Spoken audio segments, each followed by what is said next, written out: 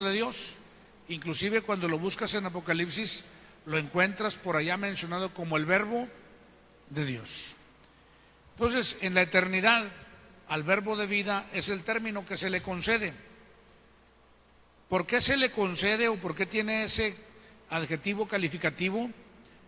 Bueno, ya lo investigaremos en su momento y lo daremos a conocer también, el por qué se le conoce como la palabra, como el verbo, y no cualquier palabra, porque es ¿qué es el verbo en términos gramaticales? ¿Alguien sabe? Ayúdenme. ¿Mande? La acción. ¿Segura? ¿El verbo es la acción? No, pero hablando de gramaticalmente. La acción. En el principio es el verbo. Y el verbo es aquel que sale y ejecuta, aquel que sale y actúa. Por eso dice, todo por él fue hecho, por él. Eso habla de acción, de actuación, y no es que fue hecho para él. Claro que después el apóstol Pablo en Colosenses dice que fue hecho para él y por él y por medio de él. Pero aquí la lectura de Juan dice que todas las cosas fueron hechas por él y que sin él nada de lo que ha sido hecho fue hecho. Eso quiere decir que entonces, ahora sí que como dice el profeta David, por allá en el libro de los Salmos, él envió su palabra y la palabra fue e hizo lo que había que hacer. En el Antiguo Testamento, una y otra vez, ahorita que estamos estudiando el idioma hebreo, encontramos la palabra Yeshua, sí, así como lo oye, Yeshua en hebreo, la encontramos escrita en muchas expresiones del Antiguo Testamento, sea en el Génesis, como en el Malaquías, sea en el Éxodo, o sea en los Salmos, o en los profetas como Isaías, o los profetas mayores o menores. Encuentran la expresión, que obviamente tiene diferentes connotaciones, pero es interesante ver que Yeshua, que es salvación de Jehová, está una y otra vez implícito. Entonces, ahí está escrito entre los códigos antiguotestamentarios el nombre que usaría el Redentor de la humanidad, aquel que finalmente estuvo implicado en la creación del mundo. Jesús no es un personaje, vamos a hablarlo en nuestro dialecto, Jesús no es un personaje solamente histórico, Él es eterno, es preexistente porque existe antes del tiempo, por eso es eterno, porque existe antes del tiempo y seguirá existiendo después de que el tiempo concluya, porque llegará el día en que ya no se van a contar ni los días, ni los meses, ni los años. ¿Por qué? Porque entonces Dios gobernará por sobre todas las cosas, según 1 Corintios capítulo 15, versos 19 en adelante. Entonces, cuando usted toma esas anotaciones y ve que la eternidad, o sea que todo esto volverá a tomar una posición en la eternidad, porque Dios gobernará, entonces quiere decir que el Mesías tomará de nuevo el nombre de él, que es el verbo, la acción, el que actúa como si fuera o en lugar de Dios, tomando la posición de aquel que le envía. Jesús de repente, o el Mesías, ha sido rebajado por algunos religiosos a nivel de un profeta cualquiera.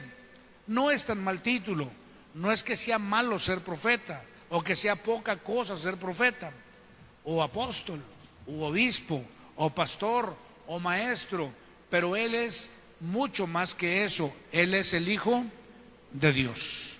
Leyendo las Escrituras, encontramos que Jesús le preguntó a sus discípulos, sus aprendices, ¿qué opinan las gentes o qué dice la gente que es el Hijo del Hombre?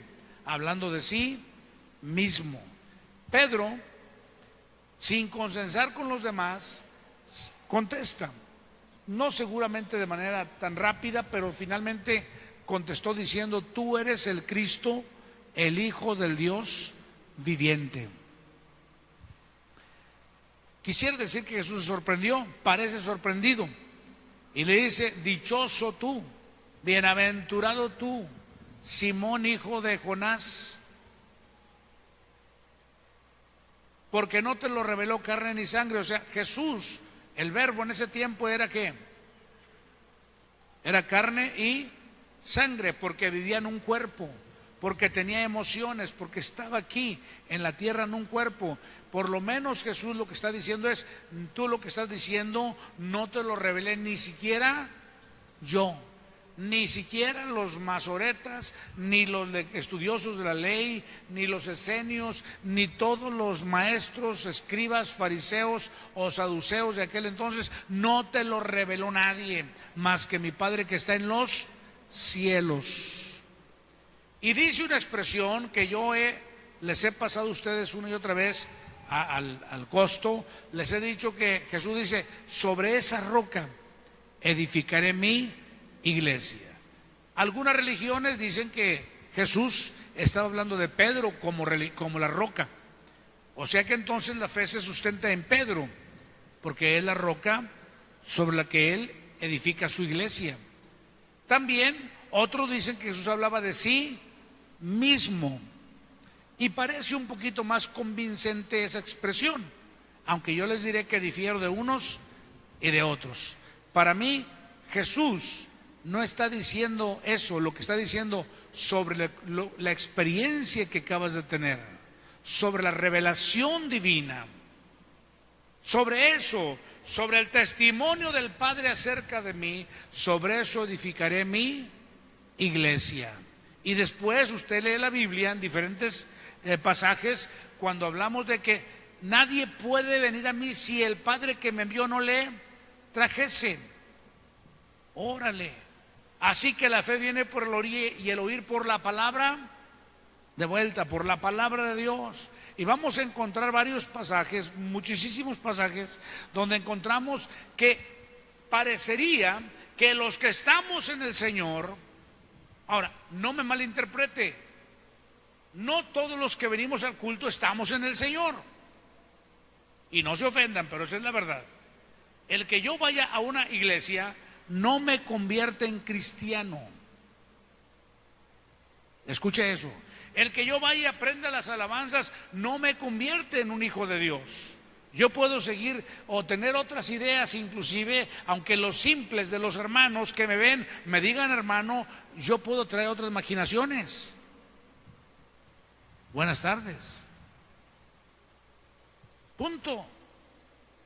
Inclusive a veces, y voy a decir una barbaridad, los que predicamos a veces ni siquiera lo hacemos porque tengamos una verdadera vocación o llamamiento. Lo hacemos como los curas de la Edad Media, que se metían de curas porque era la profesión mejor pagada, más aparte que aseguraban un lugar en el cielo, y la familia se sentía honrada de tener un cura en la familia, porque al tener un cura tú tenías a Cristo encarnado en la familia. ¿Saben ustedes qué es el concepto de la religión? Tienes a Cristo encarnado. Y todavía parece que sigue siendo el mismo principio, porque los curas asumen el papel de Cristo, según ellos, son Cristo encarnado. Bueno, pues con todo respeto, ¿verdad? Pero hay ministros que también, sobre todo en los Estados Unidos, en Suiza y otros países europeos, toman esta vocación como una cuestión de trabajo, porque hay países donde esta profesión, tienes tu cédula profesional y vale igual que cualquier profesión, y tienes que estarte recertificando de tiempo en tiempo y haciendo ciertos procesos y protocolos y llevar ciertos registros de predicaciones y enseñanzas, investigaciones teológicas para estarte recertificando. Y nosotros que lo hacemos aquí en México, aunque lo hagamos, aquí en México vale un cacahuate el ser predicador, y vale un cacahuate hasta para la gente que uno pastorea. Buenas tardes. Eso no es queja, es nada más para que sepan cómo se cuecen las habas, pero es la verdad. Entonces, te imaginas, y yo espero que los que me están viendo por las redes y que son ministros del Evangelio sean animados, por un lado, los que lo hacen de corazón, y sean exhortados los que lo hacen por alguna situación, que a veces no es de dinero, porque los hombres no nomás nos alimentamos de dinero, nos alimentamos el ego con la fama, con el sentimiento de aceptación.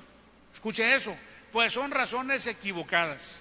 Pero sucede. Entonces, más nos vale tener una vocación bien establecida, donde recibamos a Jesús como Señor, y que lo que tengamos lo tengamos mediante la revelación divina. Testimonio de esto, le puedo pasar N cantidad de nombres de hombres que tuvieron un encuentro personal con Dios y luego se registra que pasaron a ser ministros. Pero permítaseme decir que eso de tener un encuentro personal con Dios no es solamente para el que es ministro, es para todo el que aspira a ir al cielo. No escuché ni un amén, ni un pujido, ni nada.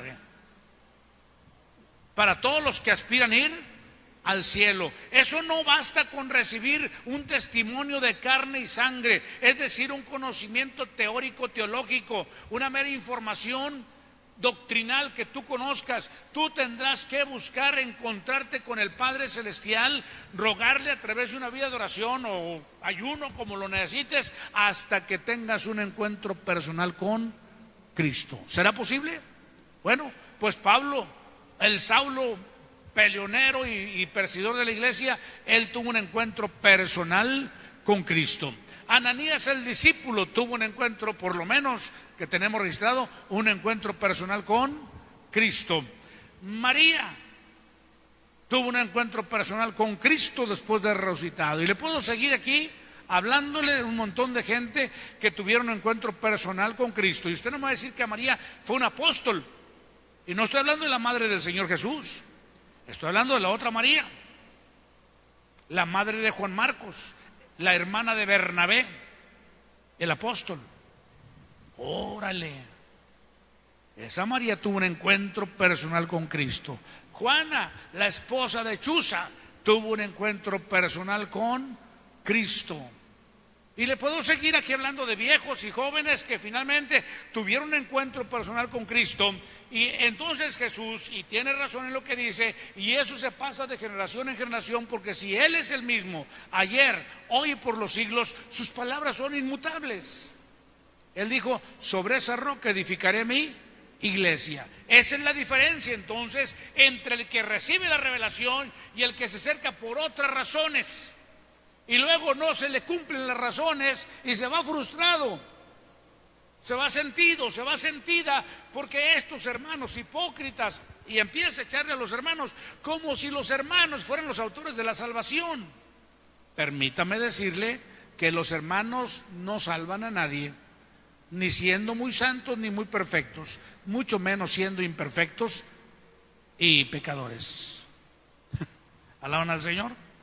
Usted tiene que fundamentar su fe en el Señor Jesús. Esa es la intención, que conozcamos quién es Él. Los apóstoles le conocieron de primera mano, de primera instancia. Y cuando usted tiene fe de primera mano, entonces puede suceder lo que tenga que suceder, como dijo aquel viejo profeta: Dios es nuestro amparo y fortaleza, nuestro pronto auxilio en las tribulaciones. Por tanto, no temeremos, aunque la tierra sea removida, aunque se traspasen los montes al corazón de la mar, aunque bramen y se turben las aguas a causa de la dureza. No le hace, o sea, dice: yo voy a seguir teniendo fe. En tiempos de escasez, dijo el profeta aquel, Habacuc en este caso, aunque la higuera no florezca. Hablando de las higueras, ¿echan flores? ¿Echan flores las higueras? ¿Ustedes que conocen? Pues es que no hablaba de higueras como las que conocemos, hablaba de las nopaleras. Acuérdense, las nopaleras sí florean y después sale la tuna. Órale, ahí se la regalo. Entonces, es muy importante que entendamos nosotros, aunque la higuera no florezca, aunque no haya ovejas en el corral, ni vacas en la majada, no importa, yo voy a confiar en el Señor. Eso es importante, porque estos señores tenían una fe que estaba fundada más allá de la religión, más allá de los desarrollos humanos, más allá de los desplantes teóricos, teológicos. Ellos habían tenido un encuentro personal con el Señor y tenían una convicción: escasez, o a veces cuando venían cataclismas en el ambiente donde vivían, o cuando habían persecuciones.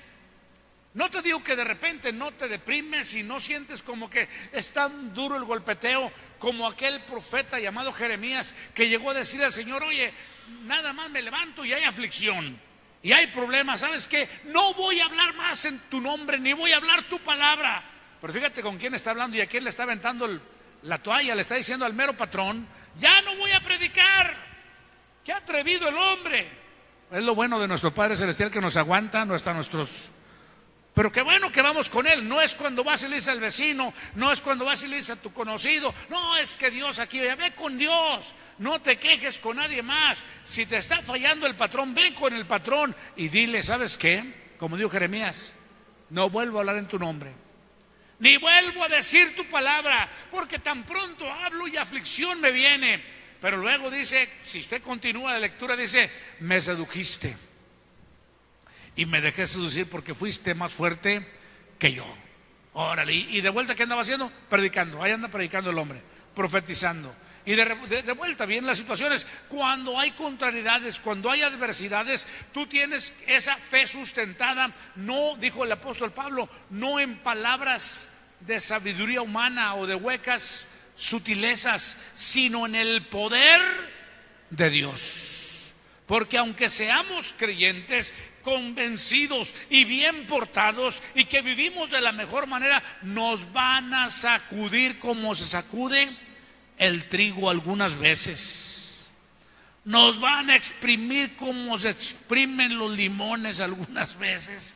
Y entonces tendremos que mostrar de qué estamos hechos, en quién hemos puesto nuestra fe, de quién la recibimos. ¿Quién es Jesús? Es el Hijo del Dios viviente, dice Pedro.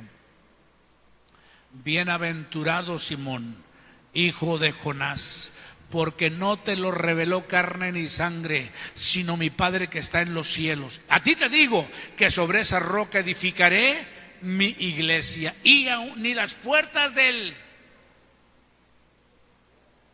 Si lo quieres ver de la tumba, del Hades, porque algunos dicen: no hay infierno. Está bueno, fíjate que está diciendo que ni las puertas de la muerte misma, con lo que conlleva el morirse, las vicisitudes de la vida, los altibajos que conlleva esta vida misma, o el demonio mismo que de repente nos quiere hacer la vida de cuadritos. Aunque su servidor siempre ha dicho, ya tengo añales diciéndoles: miren, mi bien y mi mal me viene del Señor. Y a mí el diablo no tiene negocio conmigo, porque yo soy hijo de mi Padre. ¿Y te imaginas que mi Padre me confiara en manos de su enemigo? No sé qué padre sería, pero mi Padre Celestial no es así. Alaban al Señor. Y todavía dice: el que está en mano, ¿quién me lo arrebata? O no, pues no, ¿quién? Si es el jefe de jefes, si es el mero, cuando ni el diablo más pintado se le puede poner enfrente, porque apenas se pone y quiere hacerte daño, y el Padre saca todas las armas necesarias y lo va a hacer pedazos. Eso es muy importante. ¿Quién es Jesús? El apóstol, escritor a los Hebreos, vamos a ir por allá. Jesús, y nos dice que es el mensajero de Dios, el mensajero por excelencia. Dios, Yahvé, el Dios del Antiguo Testamento, el Dios de los antiguos, el Dios de los hebreos, el Dios de Abraham, de Isaac y de Israel, el Dios de los antiguos profetas.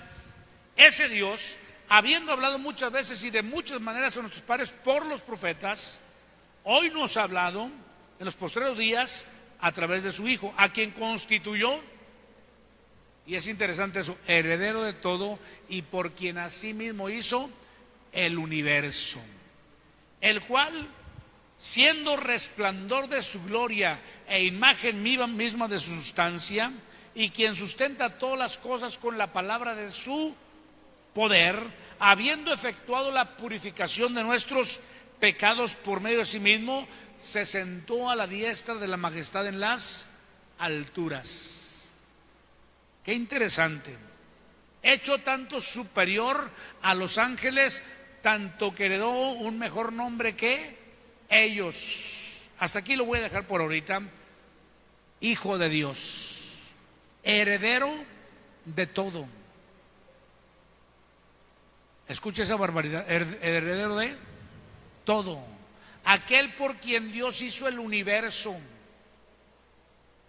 la imagen misma de su sustancia. Y siendo Jesús el que sustenta todas las cosas con la palabra de su poder. Fíjate qué tremendo. O sea, entonces no puede ser un hombre promedio. Él es el Hijo del Dios viviente. Bien dijo Pedro, tú eres el Hijo del Dios viviente. Porque ese testimonio, ahorita vamos a ver dónde en la Escritura encontramos que lo dicen desde los cielos. Desde los cielos escucha la expresión, tú eres Dios. Desde los cielos. En el verso 5 dice, ya usted checa la Escritura, para los que están en su casita o aquí, que van a hacer anotaciones. Si usted checa el verso 5, dice, porque ¿cuál de los ángeles dijo Dios jamás? Mi hijo eres tú, yo te he engendrado hoy. Y otra vez, yo seré a él padre y él me será a mí hijo.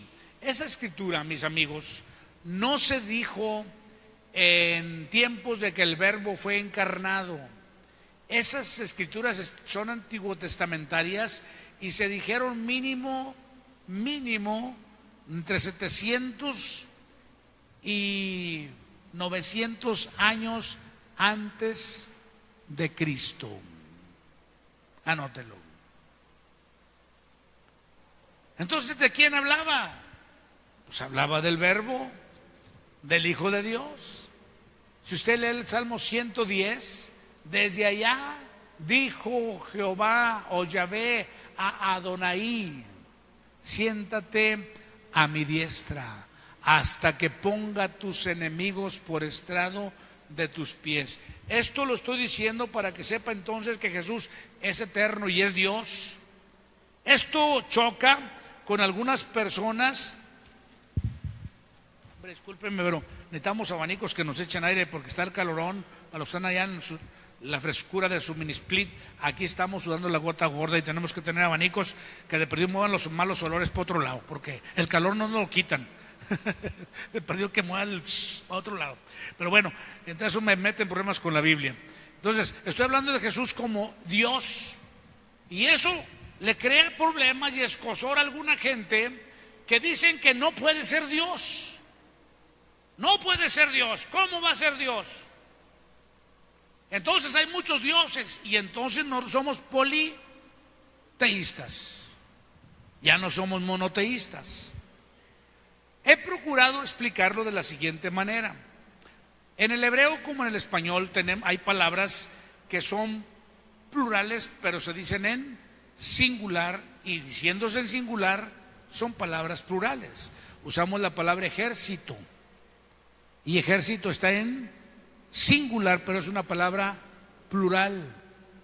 Decimos gobierno y es una palabra plural porque gobierno no es una sola persona, aunque la palabra es singular si usted la checa, pero siendo singular implica pluralidad.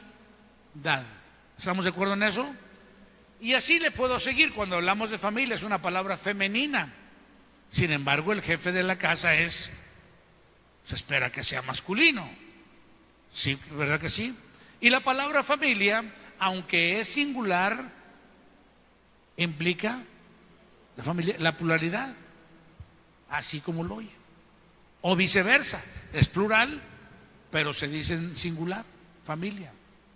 Y así puedo seguirle diciendo tantas cosas que empleamos nosotros de palabras. Así en el hebreo hay palabras como Elohim, que es una palabra que suena en singular, pero habla de pluralidad, como si dijéramos los dioses dijeron, los Elohines, órale. Y yo lo digo de una manera mucho más como lo folclórica.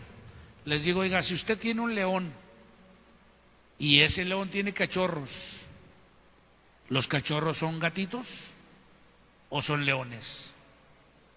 No pueden ser leones porque son cachorritos. Pues tienen toda la naturaleza del león. Y déjelos que crezcan y verá qué manazos le arriman. Ya la traen en la sangre.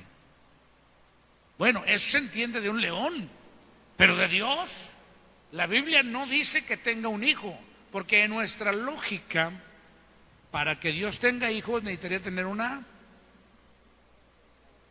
esposa. En nuestra lógica, pero entiéndalo, es nuestra lógica. Yo ni le puedo decir si tiene esposa o no tiene, porque eso no me ha sido revelado ni en las Sagradas Escrituras. Así que ni se sienta por eso, ni no se sienta. A mí mi Biblia dice: yo te he engendrado, hoy tú eres mi hijo. Tan tan. De que Dios puede, no sé, tener la capacidad de producir algo de sí mismo, pues esa es grandeza de Él, no podemos meter en ese detalle. Pero cuando yo llegue al cielo, porque espero llegar, espero traerles esa revelación a ustedes.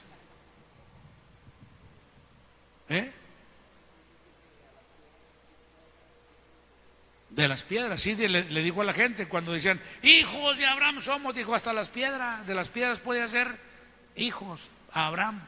Entonces, si puede hacerle hijos a Abraham hasta desde las piedras, pues ¿cómo no puede hacer un hijo para él? Punto. Él es el creador. ¿Se entiende eso? Entonces, de ahí pues, pero el verbo, otra cuestión que es importante, es increado. Órale, es que quiere decir que Él no es una creación, una criatura, Él es engendrado. Los pintores engendran a sus hijos, pero ¿qué hacen con sus obras? Las crean. Son desarrollos que primero conciben en la mente y luego los plasman en un lienzo o en una piedra o en una pared o donde sea, ¿verdad? Y esa analogía se me ocurre ahorita, ¿no?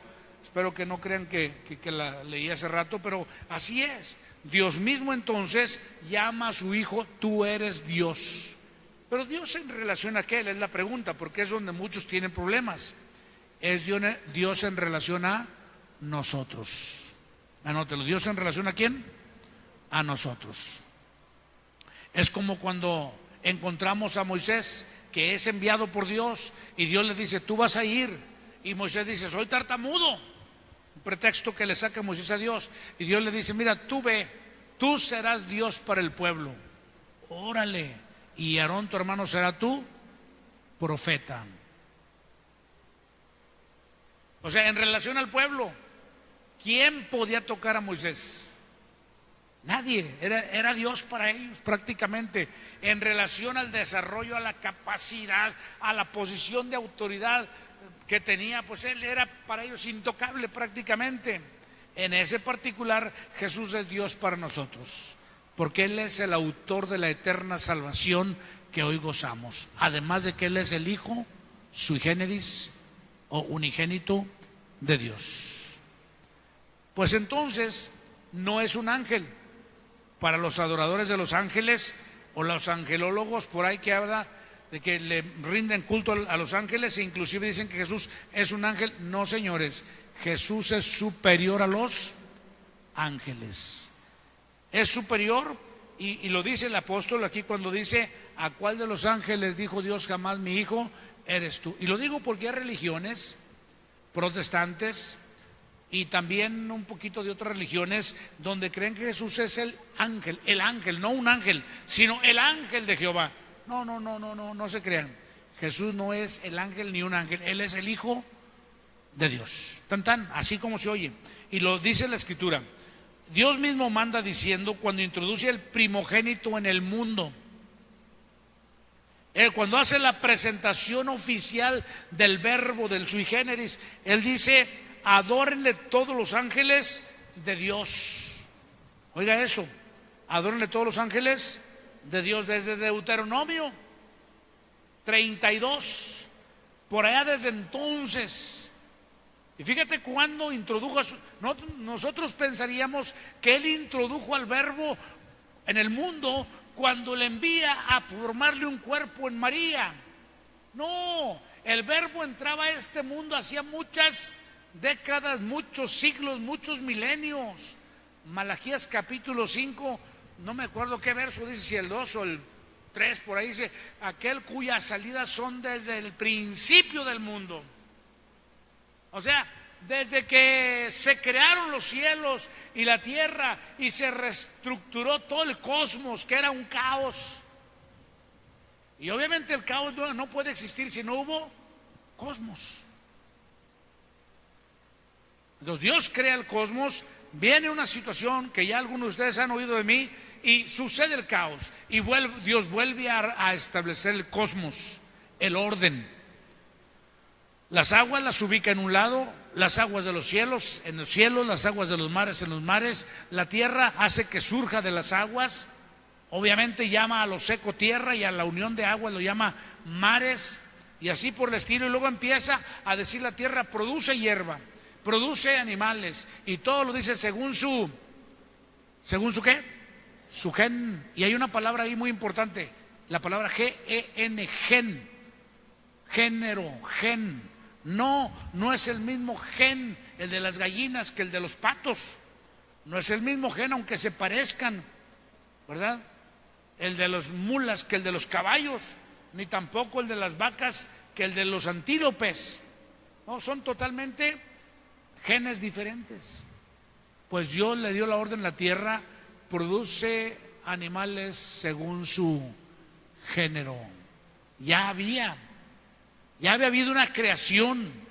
Esa no es la creación, esa es una orden de reestructuración, de resurgimiento de lo que ya había existido antes del juicio que sucedió sobre el planeta, por razones que no, creo que ya les expliqué alguna ocasión, ya les he enseñado sobre ese tema, pero mucha gente no lo sabe manejar. Y entonces ahí tienen los dinosaurios extintos, y tienen muchas especies extintas, y algunas de ellas no se vuelven a recuperar.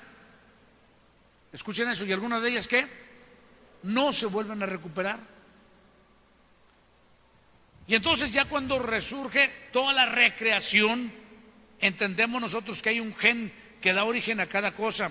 El Verbo estuvo involucrado en ese principio, porque ese es el principio del que habla Juan 1:1, es el principio que es Génesis 1:1. En el principio creó Dios los cielos y la tierra. Y luego el verso 2 te dice, y la tierra estaba desordenada y vacía. A ver, espérame, ¿cómo que creó la tierra y la tierra estaba desordenada y vacía?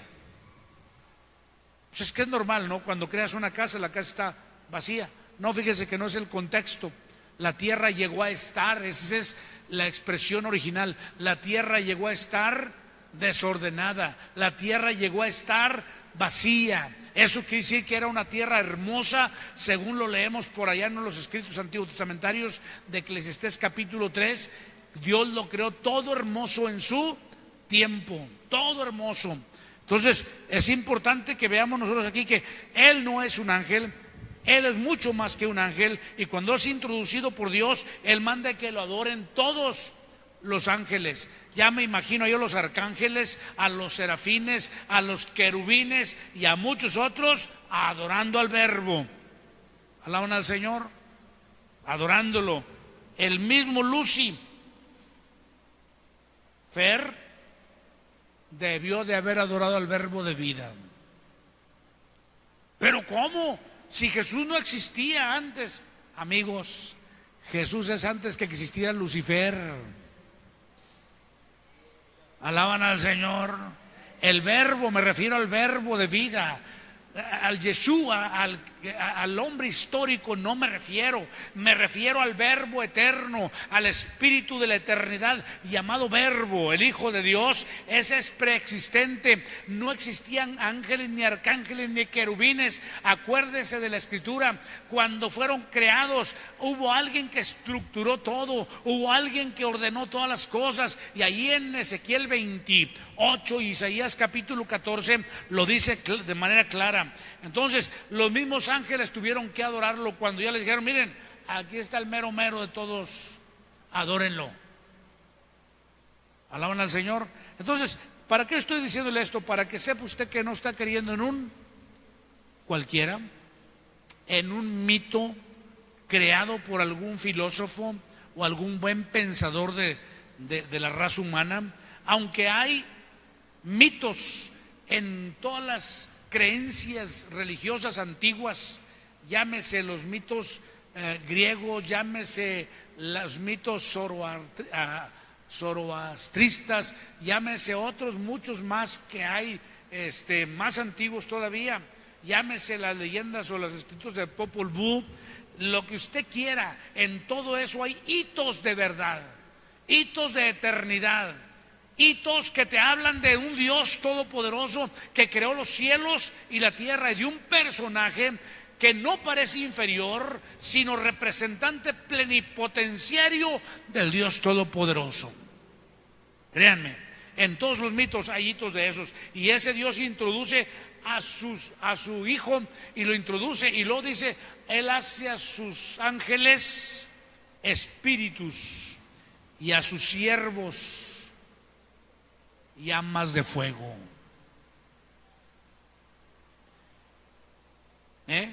Mas del Hijo dice: tu trono, oh Dios, desde el siglo hasta el siglo, cetro de tu reino, cetro de equidad es el cetro de tu reino. Has amado la justicia y aborrecido la maldad, por lo cual te ungió el Dios tuyo con óleo de gozo o de alegría más que a tus compañeros. Y vuelve a decir: y tú, oh Señor, fíjate cómo está escrito: y tú, oh Señor, en el principio fundaste la tierra, y los cielos son obra de tus dedos, de tus manos, perdón. Ellas perecerán, mas tú permaneces, y todos se envejecerán como una vestidura, y como un vestido los envolverás. Fíjate qué potencia tiene el verbo entonces. No lo veas como un personaje que da lástimas, ahí colgado en una cruz. Míralo todo triste, todo demacrado, todo entristecido. Lo que los pobres católicos veneran o les tienen presentado los religiosos de esa religión no es Cristo, es una triste imagen de un muerto que adoran. Y les garantizo que no es el Cristo de los siglos, porque ¿quién conservó la imagen de Él crucificado o colgado del madero? No. En investigaciones que se han hecho, y existe la documentación, se ha comprobado que lo que cargan los representantes de esta religión es el Sanctus Mortis, que hoy se le conoce abiertamente en la cultura popular como ya sabrán ustedes, la muerte. Órale. Entonces no, porque el mandato antiguo testamentario y de Dios mismo es que tú no puedes adorar a los muertos. Punto. ¿Se entiende eso? ¿Y por qué adoramos a Jesús? Lo adoramos porque Él está vivo, resucitado y ascendido. Vámonos. Entonces, ¿por qué tenerlo ahí todavía como si fuera un personaje que da lástimas? No se equivoquen. Satanás jugó una pasada a toda la raza humana y nos cambió, o les cambió, no nos cambió, les cambió y les puso un muerto. Adórenlo, ahí está, mírenlo, derrotado, incapaz de valerse por sí mismo. Pues yo les digo que si acaso fuera verdad esa imagen, que hubiera habido algún escultor o algún pintor que hubiera grabado esa imagen en lo natural, pues ¿sabes qué? Él nada más vio el cuerpo, porque en ese instante, según el testimonio de la Sagrada Escritura, el Verbo en los siglos descendió a los infiernos, le arrebató las llaves del imperio y de la muerte a Satanás, predicó a los espíritus encarcelados allá en lo que se conocía antes como el paraíso o el seno de Abraham. Abrió ese seno de Abraham y resucitaron todos los muertos, según Mateo capítulo 27 versos 40 en adelante. O sea, entonces le armó una revolución en ese lugar donde Satán parecía ser el que gobernaba, en el Hades. Y el Verbo descendió porque no podía detenerlo, porque el poder de la muerte y del diablo es el pecado. Pero nuestro Hijo de Dios murió por nuestros pecados, no por los suyos. Nosotros éramos los pecadores y merecíamos la muerte, pero el Verbo de Dios murió para que tú y yo merezcamos la vida y vida en abundancia. Alaban al Señor. O sea, no cualquier vida, sino una vida que valga la pena vivirse, una vida de alegría, una vida de bendición, una vida de paz, una vida de gozo, una vida donde tú puedes de veras disfrutarte y disfrutar a los que te rodean. Alaban al Señor. Y ser una persona feliz. Olvídate de la religión donde estás todo estresado, donde estás todo lleno de amargura y donde todo preocupado porque qué pasa en la eternidad. Sé feliz. Jesucristo ya descendió al infierno para que tú asciendas al cielo. Él ya llevó la maldición para que tú goces la bendición. Él ya llevó las enfermedades para que tú vivas sano. Y aunque te mueras algún día, no podrá llevarte Satanás al infierno, porque tú ya has recibido la justicia imputada del verbo de vida. Y ahora se dice que tú eres justificado por la fe y por eso tienes paz para con Dios por medio de nuestro Señor Jesucristo. Justicia imputada, sí, una justicia que te dieron, que tú no ganaste. Claro que ahora te toca vivir y hacer de tu justicia imputada una justicia práctica. Alaban al Señor, donde tú manifiestas la vida del resucitado. Te costará, te equivocarás, fracasarás. No te desanimes, no te des por vencido, porque Dios no se da por vencido contigo. Aunque vendrán los ángeles malos, te dirán: ya no sirves, tú eres una perdición. No, ya Dios ya no te quiere. Y te va a soplar aquí en un oído y en otro, de que ya te salgas y te desconviertas y seas de lo peor. No te creas. Mejor corre al trono de la gracia. Ahí encontrarás a tu Padre Celestial, que te dará oportuno socorro. Y al diablo miserable le va a decir: Jehová te reprenda, Satanás. Este tizón, alaban al Señor, este tizón es parte de ese incendio y lo vamos a volver a prender. Y te va a volver a poner vestiduras blancas y diadema y todo lo necesario, y volverás a brillar. Y a lo mejor luego te dice: si te conviertes. Y yo le diría: me convierto. ¿Cómo que no, hombre? Alaban al Señor. ¿Cuántos dirían: sí, Señor, sí me convierto? Sí, Señor, está bueno. ¿Qué necesito hacer? Usted nomás conviértase. Que la ropa ya la pusimos y el diablo ya lo reprendimos. Alaban al Señor. O sea, entonces no tenemos por qué andar batallando. Y esto puede ser, algunos predicadores posiblemente me tijereten y digan: hermano, no les digas eso a los hermanos. De por sí que nomás andan viendo cómo hacer lo malo. El que anda viendo cómo hacer lo malo lo va a hacer, hombre. ¿Escuchó lo que dije? ¿Que anda buscando hacer lo malo? Lo va a hacer. Pero hay justos y gente buena que de repente se le va el zapato, de repente se resbala, y ese hombre o esa mujer es el que yo quiero que entienda que Satanás no tiene poder sobre él, que si acaso peca, como dijo el apóstol Juan, tiene la oportunidad de correr al trono de la gracia y alcanzar misericordia, porque abogado tenemos, volviendo con Juan, porque abogado tenemos para con el Padre, a Jesucristo. ¿Cuántos ponen un aplauso al Señor? Con toda la mano, hombre, al cabo de eso los estoy pidiendo. Dénselo con toda la mano al Rey de Reyes. Entonces, no crees en un cualquiera, crees en el Hijo del Dios viviente, que es superior a los ángeles.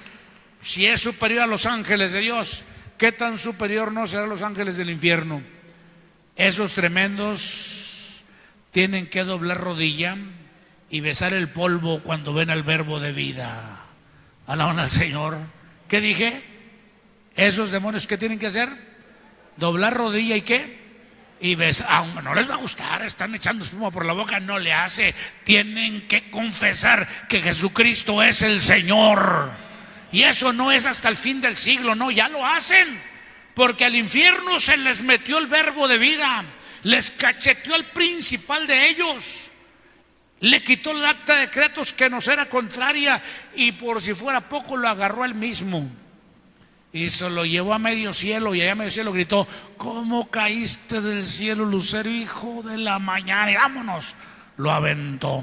Tú que avergonzabas a las gentes, tú que a tus presos no les abrías las cárceles, mas decaído eres por tierra, tú que debilitabas a las naciones. ¿No les da gusto saber que el Señor hizo eso? ¿Cuándo lo hizo? Cuando resucitó. Porque ¿de dónde crees que resucitó? ¿De la tumba? No, hombre, el cuerpo no. ¿El cuerpo qué chiste tiene? No, Él fue por el cuerpo para que sepas que Él tiene el poder. Pero Él, mientras estuvo ausente, el cuerpo anduvo presente en el infierno. Y cuando resucitó, que ya fue y sacó el cuerpo, pasó que no había ido al cielo. Y entonces la mujer viene y le abraza y él: suéltame, porque aún no he sido glorificado. Pero dile a mis hermanos que subo a mi Padre y a vuestro Padre, a mi Dios y a vuestro Dios. Hoy está entronizado, recibió un nombre que es sobre todo nombre. Hoy nosotros no estamos creyendo en un cualquiera. Moisés fue grande, pues Jesús es mucho más grande que Moisés, el gran profeta de la ley, el gran profeta del mar rojo, el gran profeta de la roca que brotaba agua, el gran profeta de las 10 plagas, el gran profeta que hizo maravillas. Pues Jesús es superior a él, porque Moisés, con toda su grandeza, nunca llegó a ser hijo, él era sirviente. ¿Qué era? Y fíjate qué tremendo, y esto quisiera que me diera una sonrisa, porque le voy a decir una grandeza. Moisés, siendo tan grande, no recibió el título que tú recibes ahora. Él siempre fue siervo, y a ti Dios te dio el privilegio de ser hecho hijo. Hijo, pero dígalo todo junto: soy.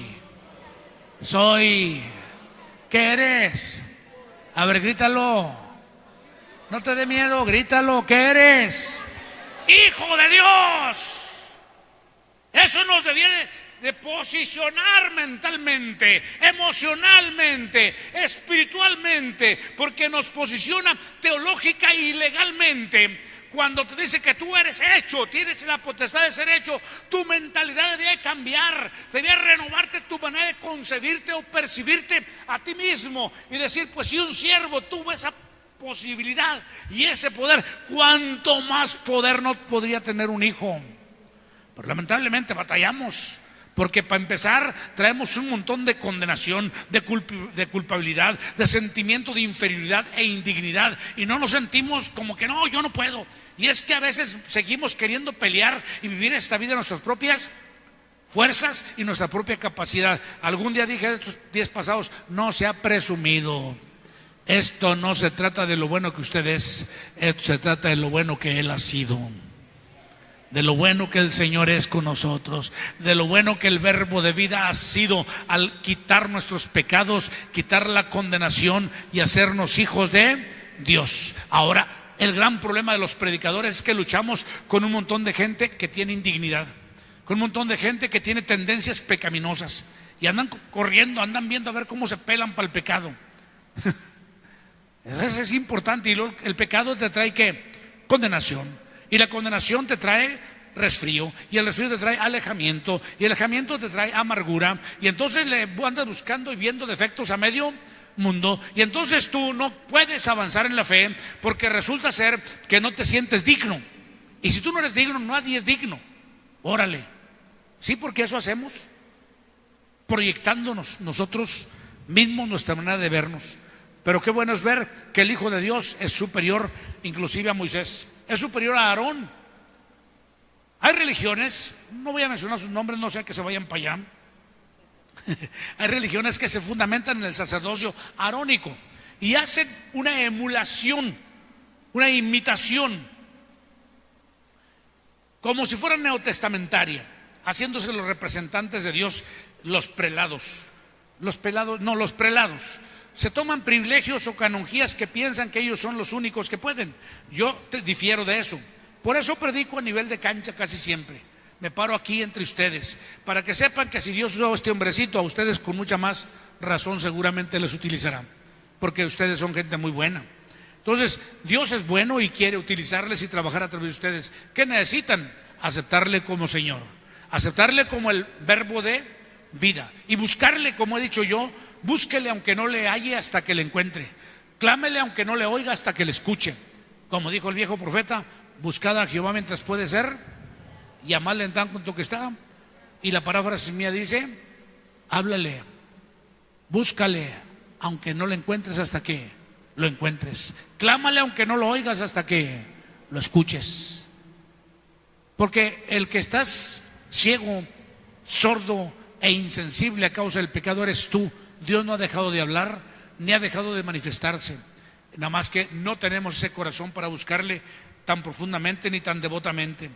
Pero es importante que sepas que el sacerdote Aarón y su familia, ellos se vestían con ropas muy elegantes, mas aún así el sacerdocio arónico es inferior al sacerdocio de Jesucristo. Por eso se cambia el sacerdocio, se cambian inclusive las reglas del sacerdocio.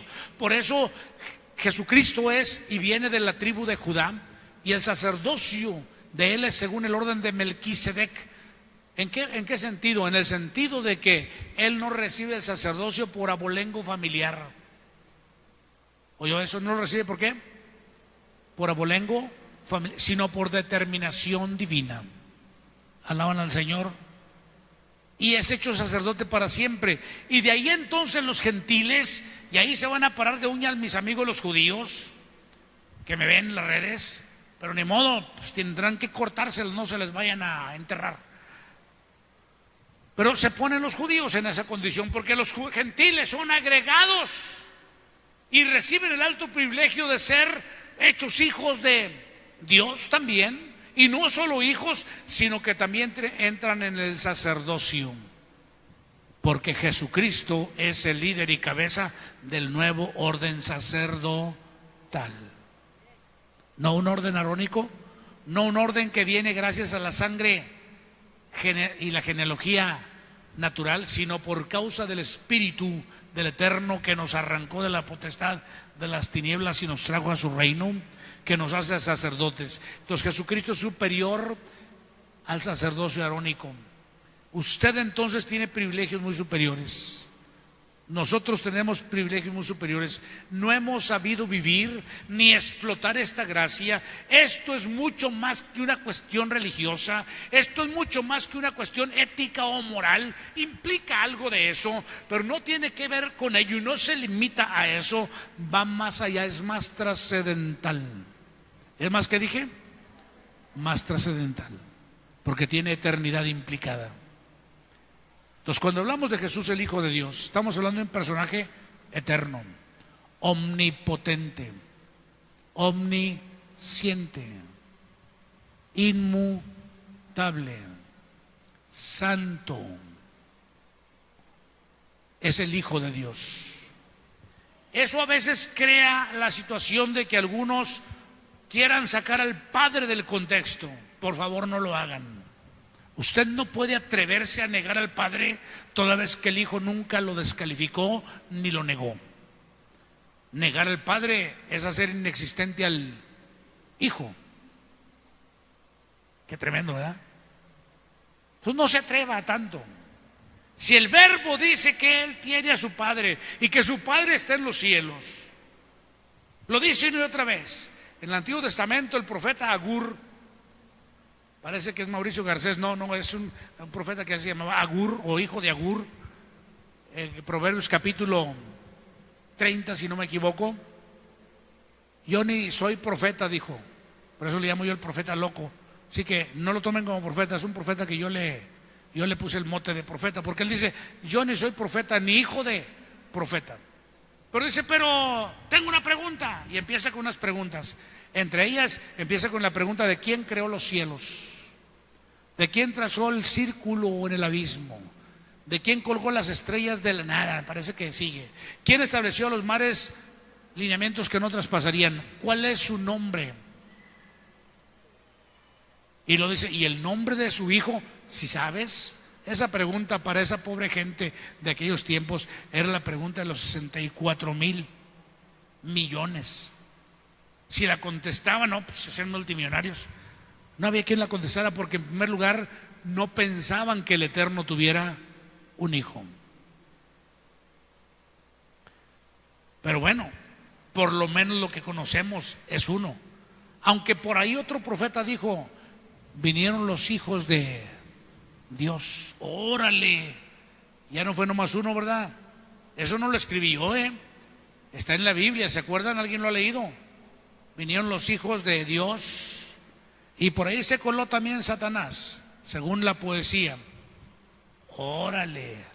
Pero como yo la revelación que tengo nomás es del Verbo, pues ahí me quedo. Alaban al Señor, y no me meto en más otras cosas. Entonces es importante que usted entienda y fundamente su fe, y no solo la fundamente, sino que la crea, la viva, la practique, la fomente, estudie las Escrituras, ore, esté bajo el pastoreo de un ministro del Señor, tenga un encuentro personal con Dios. Por favor, no ponga como límite al ministro, aunque sea muy bueno o muy malo, no lo ponga ni como límite ni como barrera. Olvídese, nosotros los ministros somos habilitadores que podemos cargarlo sobre nuestros hombros para que usted alcance a ver más lejos, para que usted pueda catapultarse y alcanzar la gloria, para que usted pueda alcanzar sus sueños aquí en la tierra y por qué no proyectarse hasta la eternidad. Eso es lo que somos, gente sobre la cual usted puede caminar. Nuestros conocimientos son para que usted crezca, no es nada más para que usted crea en Dios. Yo les he dicho, si el evangelio que les predico no les sirve para esta vida, entonces posiblemente no les sirva para la venidera tampoco. Pero el evangelio que yo les he predicado les debe de quitar las tapas que les limitan para que ustedes puedan brillar, sobresalir en esta vida y en la venidera. Entonces, crean en el verbo de vida, practiquen su fe, congréguense lo más posible. No es cuestión de voy cuando Diosito me da licencia, que es un viejo dicho de los viejitos. No, pues voy cuando si Diosito me da licencia y voy al culto. No, yo tengo 40 años en el evangelio. Algunos de ustedes todavía nacían cuando yo empecé. Y desde que empecé oí esa expresión: si Dios me da licencia, decían los hermanos de la iglesia, el viejito Ricardo Vega. Si Dios me da licencia, decía el Señor. Ya murió él, hace como 40 años que murió. Pero yo dije, ¿dónde está el departamento ese? Anda, muchacho, eso no quiere decir que es un papel, ese amanezco vivo. Pero hay mucha gente que amanece viva y se ocupa en N cantidad de cosas, menos en que piensen ni al culto. Si la licencia es la vida, pues mucha gente ha fallado y ha mentido. Porque Diosito, entre comillas eso, por favor, les dio licencia. Pero ellos no cumplieron con su parte. Entonces no use esa expresión, mejor propóngase en lo posible. Oye, ¿qué día hay reuniones? Tal día, voy a ir. No, pastor, yo no le prometo. No me prometa, comprométase. Punto. Voy a hacer lo posible. No, en lo posible usted ya no pudo. Haga lo imposible. Punto. Como si usted era emocionado, emocionada, enamorado con Dios. Oye, yo voy a hacer la lucha, voy a estar ahí a tiempo. Es más, un poquito antes, a ver si abren antes para hincarme a orar sin que nadie me perturbe. Alaban al Señor. Viva su fe. Usted no ha creído en cualquiera. Si ha creído en Jesucristo correctamente, usted ha creído en el mismísimo verbo de vida, el Hijo del Dios viviente. Pónganse sobre sus pies.